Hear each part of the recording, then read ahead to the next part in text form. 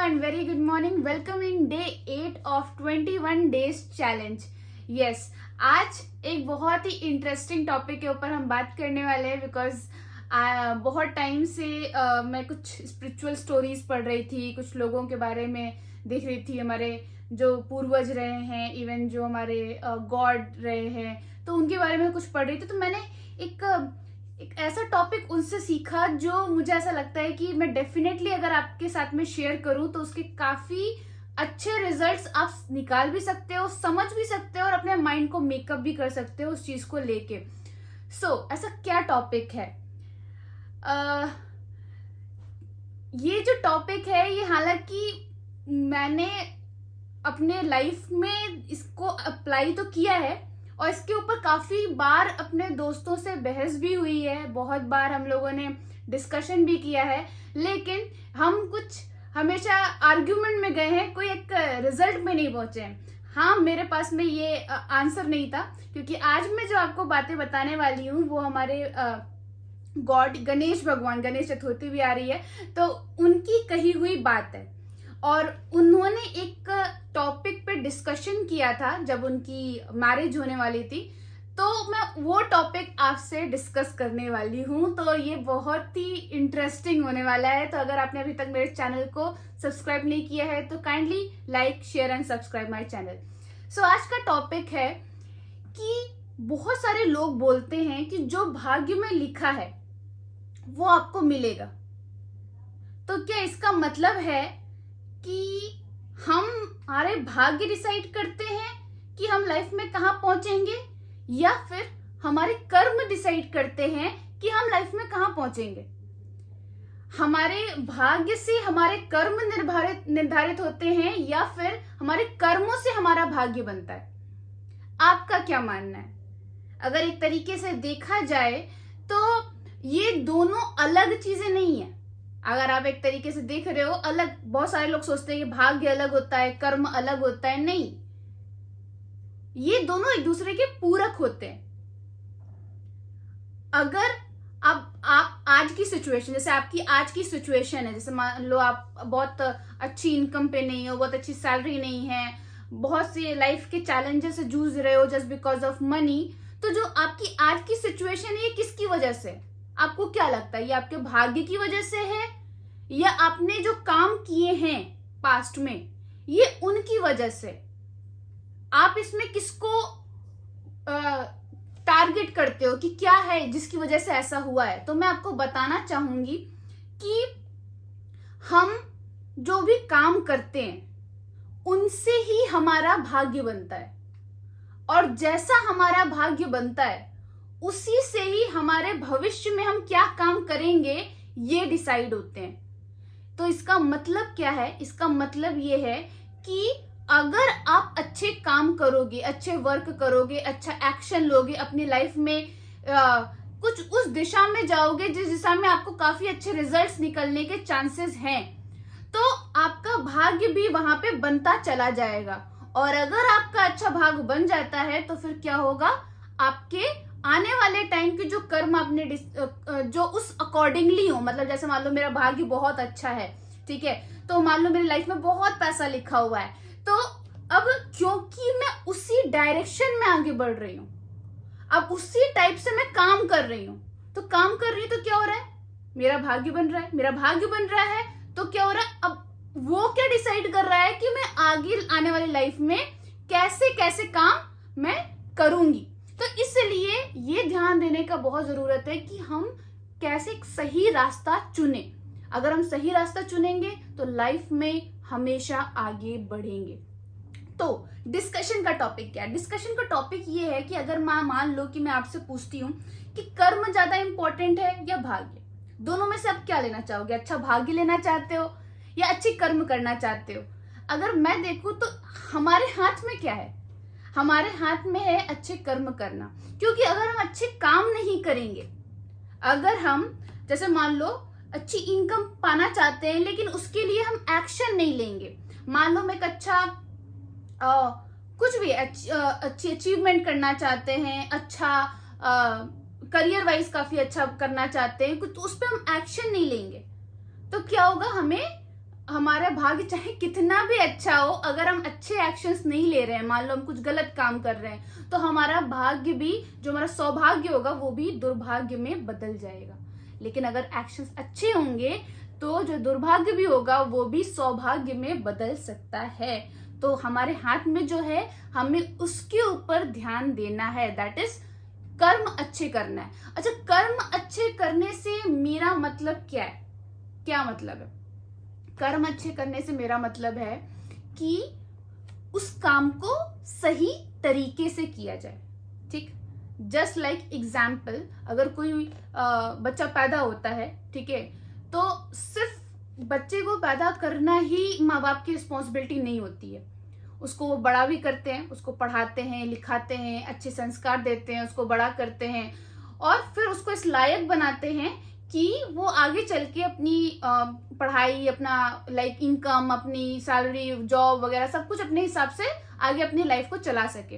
तो उसी सेम तरीके से, जैसे मान लो आपने किसी काम की शुरुआत की, सिर्फ शुरुआत ही करना सब कुछ नहीं है। जैसे मान लो आपने इस बिजनेस में ज्वाइनिंग ले ली, इसमें स्टार्ट कर लिया, या फिर आपने कुछ टाइम तो काम किया लेकिन उसके बाद में नहीं किया, तो सिर्फ स्टार्ट कर लेना, सिर्फ उसको ज्वाइन कर लेना, या फिर सिर्फ और सिर्फ उसमें कुछ टाइम इंडल्ज हो जाना ही काम नहीं है।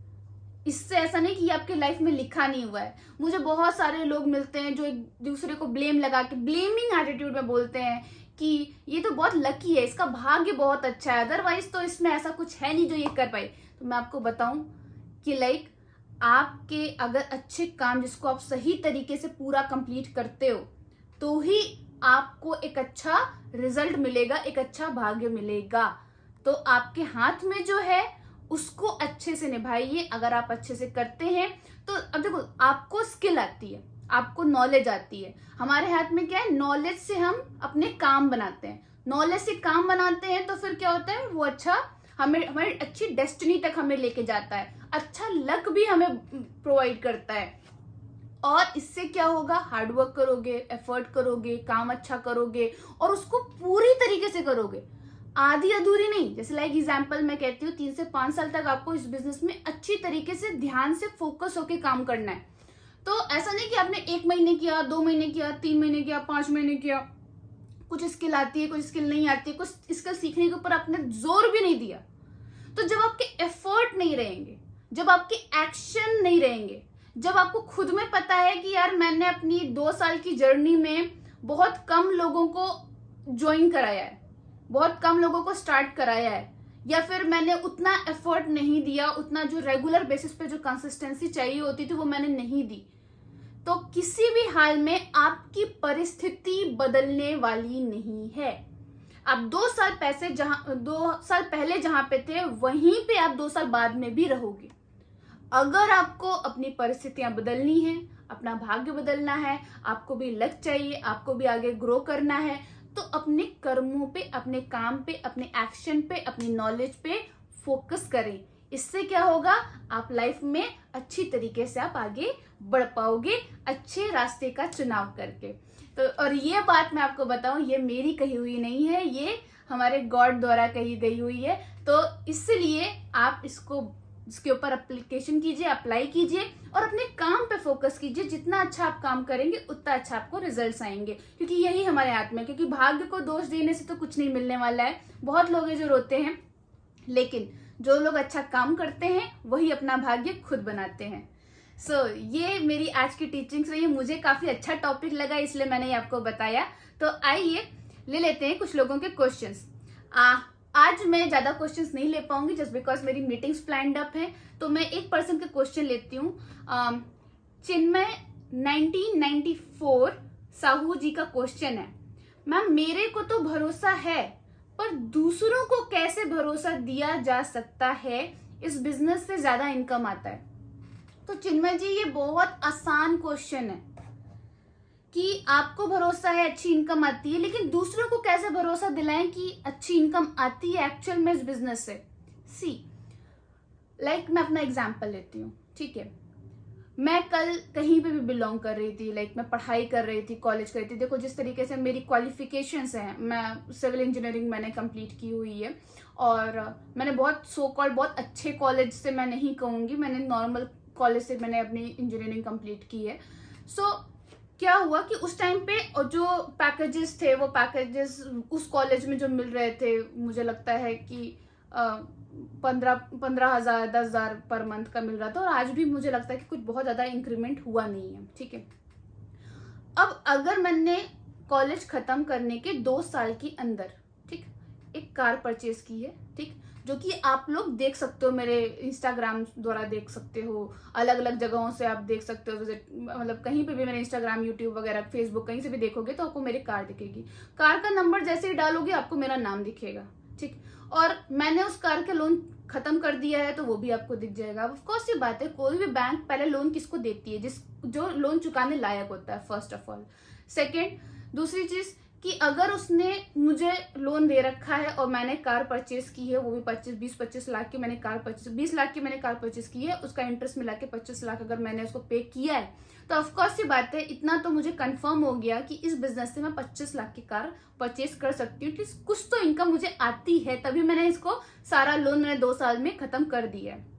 ये तो आपको जग जाहिर है, ये आपको कहीं पे भी किसी भी जगह पर डाल के मिल जाएगा। ठीक, अब मुझे इनकम आती है, अब इनकम आती है तो ऑफकोर्स ये बात है, अकाउंट के ट्रांजैक्शंस होते हैं। अब मेरे जो इससे पिछले कुछ भी वीडियोस अब मेरे ऐसा पूर्णिमा सिंह डाल दीजिएगा, इससे पहले मैंने बहुत मैंने बहुत पहले एक अपना आत्मनिर्भर प्लान डाला था, 42 के समथिंग कुछ उसमें वो होंगे, व्यूज होंगे, आप उसको देखिए, उसमें मेरे अकाउंट में जो ट्रांजैक्शन आया है, जो मैसेज आया है, वो भी आपको दिख जाएगा। मेरे टीम द्वारा कहीं पे भी आपको दिख जाएगा कि एक्सिस बैंक से इतना अकाउंट में मेरा ट्रांसफर आया है। ठीक है, अगर ज़्यादा दिखना है तो मेरा ITR देख सकते हैं। ठीक है, तो ऐसे बहुत सी चीज़ें हैं। और अगर इवन छोड़ो ये सब, तो छोड़ो ये सब, तो तब देखोगे आप जब मैं आपको डॉक्यूमेंट्स दूंगी। चलो एग्जाम्पल जो जग जाहिर है वो मैं आपको बताती हूँ। अगर मैं दुबई ट्रैवल करके आई हूँ तो ऑफकोर्स ये बात है 2 रुपए में तो नहीं करके आई होंगी। ठीक है, ऑफकोर्स ये बात है 2-3 लाख रुपए मैंने वहां खर्च किए होंगे। अगर मुझे कोई भी कंपनी, मान लो कंपनी से, अगर आप कुछ लोग हैं जो ब्लेम लगाते हैं कंपनी से गए होंगे, मैं कहती हूँ कि कंपनी से भी अगर मुझे दुबई जाने का मौका मिल रहा है तो इस बिजनेस में ज्वाइन करके मुझे कुछ तो मिल रहा है, एटलीस्ट मुझे घूमने का ही मौका दिलवा दो यार, अगर मुझे कंपनी ही घुमा रही है तो। सेकेंड, अगर मैं थाईलैंड गई हूँ तो ऑफकोर्स ये बात है, मुझे वहाँ पे 30-40 हज़ार 50 हज़ार ऑफकोर्स इतना तो लगा ही होगा। अगर मैं जितना, जिस हिसाब से आप मेरी लग्जरी देख रहे हो, अगर मैं अपने बेल्ट परचेज कर रही हूँ 35,000 रुपए की बेल्ट परचेज कर रही हूँ, ये सब एक सिविल इंजीनियर जिसने अभी कुछ टाइम पहले ही अपनी सिविल इंजीनियरिंग कंप्लीट की है और उसकी फैमिली में मॉम हो, 2 छोटे भाई हो, ये इतना प्रैक्टिकली पॉसिबल नहीं है। ठीक है, अगर आप देखो एक नॉर्मल फैमिली में, कि ये पॉसिबल नहीं है कि आप पूरे टाइम ट्रैवल भी कर रहे हो, घूम भी रहे हो, साथ में लग्जरी भी इंजॉय कर रहे हो, कार भी आप उसका लोन खत्म कर चुके हो, साथ साथ में आप अलग अलग जगह ट्रैवलिंग कर रहे हो और बहुत सी चीजें कर रहे हो। प्लस आप अगर टीम को सपोर्ट करने भी जा रहे हो तो ऑफकोर्स ये बात है, आपकी गाड़ी भी पेट्रोल खाती है। आप फ्लाइट से ट्रैवल कर रहे हो तो फ्लाइट के भी पैसे लगते हैं। तो ये सब फ्री में तो नहीं आया मुझे, इतना मुझे पता है, जो कि एग्जैक्टली ऑब्वियस है। ठीक है, तो ऑफकोर्स ये बात है कि अगर आप ये ऑब्वियस चीजें उनको बताएंगे तो मुझे ऐसा लगता है कि कुछ तो मिला है इस इंडस्ट्री से ज्वाइन करने के बाद में। तो अगर वो कुछ भी हमें मिल जाता है तो क्या दिक्कत है, तो स्टार्ट करते हैं और आगे बढ़ते हैं। तो डेफिनेटली हो सकता है कि आपको ये वीडियो मेरा पसंद आया हो, अगर अच्छा लगा हो और आपको ये मेरे बताने का तरीका पसंद आया हो तो please like, share and subscribe my channel. बहुत ही जल्द मिलते हैं कल के नेक्स्ट वीडियो में। Thank you so much and wish you wealth.